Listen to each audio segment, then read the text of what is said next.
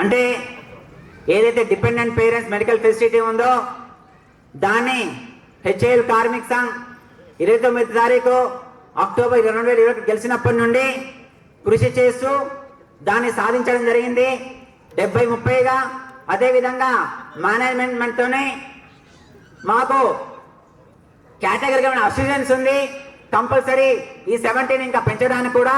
అదేవిధంగా ఈ కర్మాగారంలో ఎన్నో సంవత్సరాలు పనిచేస్తున్న కార్మికులకు ఒక గెట్ టుగెదర్ పార్టీ, ఒక ప్రొడక్షన్ పార్టీ ఉన్న కోరిక ఉండేది. ఆ కోరికను కూడా నెరవేర్చింది హెచ్ఏఎల్ కార్మిక సంఘం అని చెప్పేసి మీ అందరూ తెలియజేస్తూ ఉన్నాను.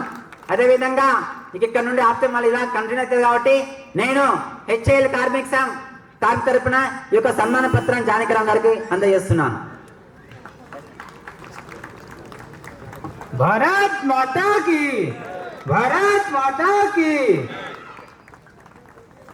ధన్యవాదాలు వెంకటరావు గారు. నిజంగా వారు చదివినట్టు సన్మాన పత్రంలో చూస్తే చాలా అర్థాలు కూడా ఉన్నాయి. సమస్యల పట్ల జానకిరామ్ గారి చిత్తశుద్ధి ఎంతగా ఉందంటే మేము దాదాపు 2.5 సంవత్సరాలు చాలా క్లోజ్డ్గా చూస్తూ ఉన్నాము. ప్రత్యేకంగా నా పర్సనల్గా కూడా నేను అతి దగ్గరగా ఈయనంతో పనిచేస్తూ ఉన్నాను. నిజంగా వారు చెప్పిన 2 సమస్యలు